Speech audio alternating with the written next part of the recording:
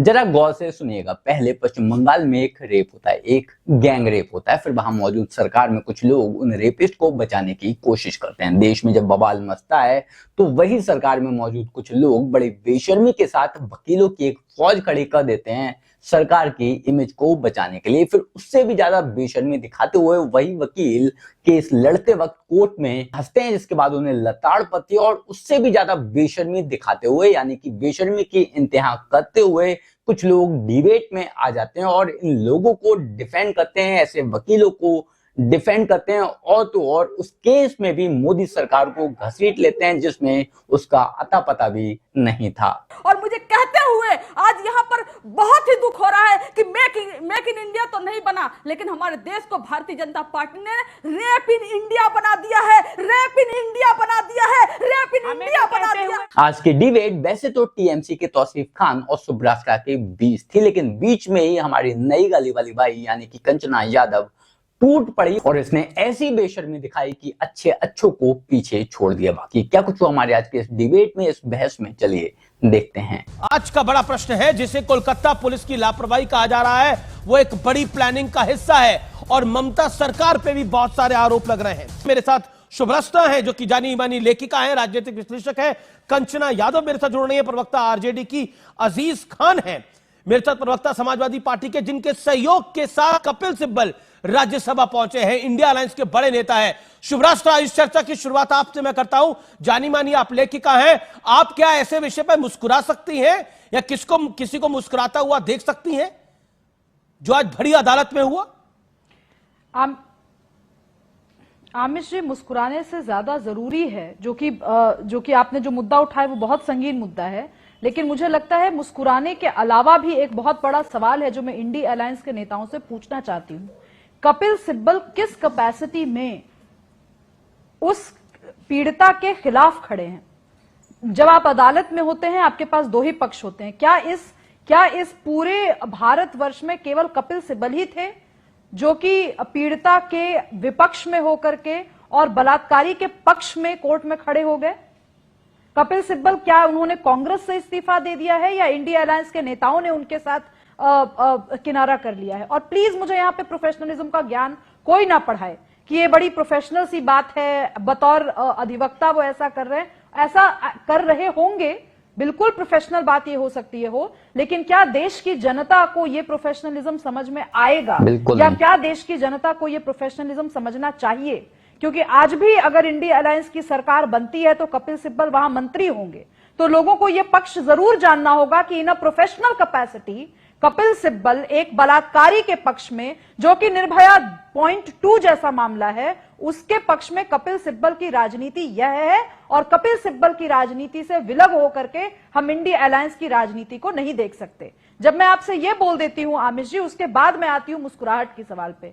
कोई व्यक्ति इस तरीके के संगीन मामले में मुस्कुरा तभी सकता है जब उसके लिए वो मुद्दा one of the many professional cases हो, जब उसके लिए वो मुद्दा ऐसा हो ही नहीं कि 31 साल की लड़की के साथ ऐसा हुआ, जो लड़की एक ऑन ड्यूटी डॉक्टर थी, जो लड़की कल उसी कॉलेज से गोल्ड मेडल लेने का सपना देख रही थी, जिस लड़की को डर था कि संदीप घोष कहीं उसे फेल न कर दे। मैं संदीप घोष के आगे डॉक्टर लगाना भी आज इस डिबेट के कॉन्टेक्स्ट में जरूरी नहीं समझती, उन्होंने अपनी मर्यादा को कई बार उल्लंघित। जी तौसीफ खान, मुस्कुराने की वजह क्या थी?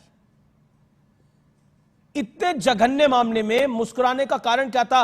वो तो तुषार मेहता नहीं टोकते तो मुस्कुराहट बढ़ जाती। देखिए, ये मामला बड़ा संगीन है और इंसाफ अब तक पीड़िता को नहीं मिला है, लेकिन राजनीति भरपूर हो रही है इस पे।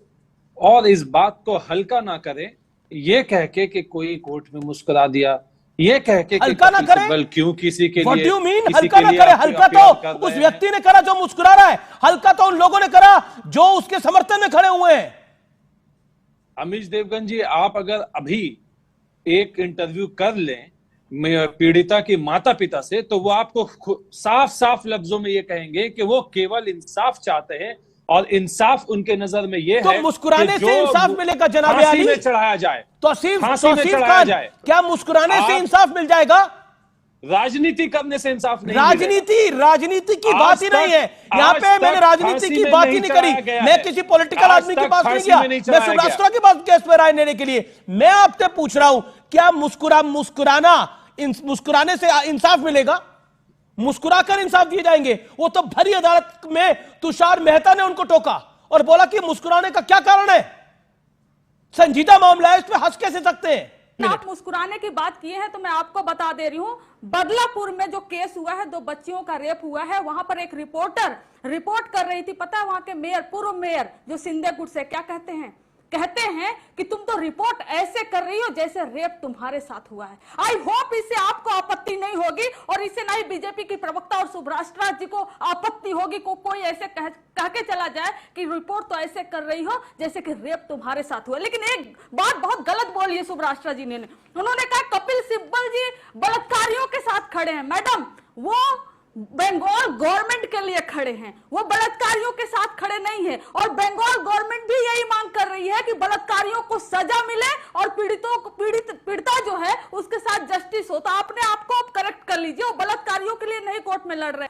आप बंगाल तक इसको अगर सीमित रखेंगे तो ये जो मेक इन इंडिया बनाने चले थे और 2012 के बाद जो 25,000 पर ईयर केस हुआ करता था रेप का, 30,000 हो गया 2024 और 25 में। और मुझे कहते हुए आज यहाँ पर बहुत ही दुख हो रहा है कि मेक इन इंडिया तो नहीं बना, लेकिन हमारे देश को भारतीय जनता पार्टी ने रेप इन इंडिया बना दिया है, रेप इन इंडिया बना दिया है, रेप इन इंडिया बना दिया है। सुब्रास्त्रा, राजनीति सब लोग कर रहे हैं, बीजेपी पॉलिटिक्स कर रही है, सब लोग राजनीति कर रहे हैं, लेकिन कंचना यादव जी तो राजनीति कर ही नहीं रही है। जी आमिश जी, 3-4 सवाल मुझ पे उठाए गए और मुझे सीख दी गई कि मुझे किस लीडर के किस चरित्र को और किस कृत्य को किस तरीके से देखना चाहिए। तो मैं एक बात स्पष्ट कर दूं, इस देश का कोई भी सिटीजन, स्पेशली मैं, किसी भी नेता से अपने व्यूज के लिए ब्रीफ नहीं लेती। मुझे कपिल सिब्बल के बारे में क्या सोचना है, मैंने अपनी सोच सार्वजनिक की है। अगर वो ममता बनर्जी की सरकार को डिफेंड करने के लिए केस में उतरे हैं तो ये बात पूछा जाएगा कि वो संदीप घोष के पक्ष में है या नहीं।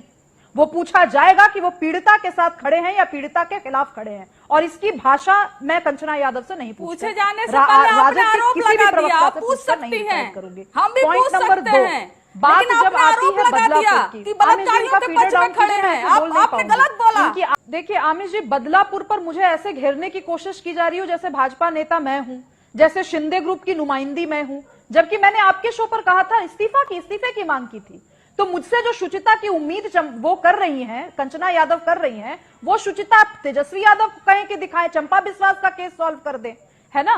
तो बात यह है कि राजनीति इनको करनी है इस केस पर, इसीलिए ये बंगाल के विषय पर बदलापुर को लेकर आएंगे, बदलापुर के विषय पर अयोध्या को लेकर आएंगे। अयोध्या को लेकर आ भी सकते हैं आमिश जी, समाजवादी पार्टी के प्रवक्ता यहां बैठे, पूछिए कि उनके चीफ ने अयोध्या में जो रेपिस्ट है उनका डिफेंस क्यों किया, पब्लिकली क्यों किया, पूछिए ना आप। इनको राजनीति नहीं करनी है, लेकिन इनके वक्तव्य ऐसे होते हैं कि किसी महिला नेत्री के अधोवस्त्र पर इनको के कलर पर इनको टिप्पणी करनी होती है, तब इनको महिला सुरक्षा का ध्यान नहीं आता। जब चंपा बिस्वास जैसा केस बिहार में होता है, वैसे अनगिनत केसेस बिहार में हुए लालू यादव के समय, आज तक किसी राजद नेता ने आके कहा कि महिलाओं के साथ गलत हुआ, उस दौरान फब्तियां कसी जाती थी, उसकी वजह से बहुत सारे जघन्य अपराध हुए, मैं उसके लिए माफी मांगता हूं। शुचिता इनको सब जगह से चाहिए, लेकिन जब बात अपने अंदर झांकने की आती है तो इनको मुझ में भी राजनीति दिखती है। मैंने तो कहा, डंके की चोट पर कहा कि बदलापुर में आप जो भी जिम्मेवार व्यक्ति है इस्तीफा लीजिए। क्या आपने दम है ये कहने का कि ममता बनर्जी इस्तीफा दें? पूछती हूं मैं। नहीं है दम। इनमें क्या, इनके मालिक यानी कि तेजस्वी यादव में भी दम नहीं है। तेजस्वी यादव के इनफैक्ट उनके मालिक यानी कि राहुल गांधी में भी दम नहीं है कि वो कह सकें कि ममता बनर्जी इस्तीफा दो, क्योंकि ममता बनर्जी अकेले ही इन दोनों की हालत खराब कर सकती हैं। और अगर कंचना यादव ने ममता बनर्जी के खिलाफ कुछ बोल दिया तो इसकी पार्टी से छुट्टी पक्की, और शायद इसी वजह से ये उल बातें करके टाइम बर्बाद कर रही है। बाकी आप लोग इस बारे में क्या सोचते हैं, कमेंट कर जरूर बताएं। जल्द मिलते हैं किसी नए वीडियो में नए टॉपिक के साथ, तब तक गुड बाय, नमस्कार, जय हिंद।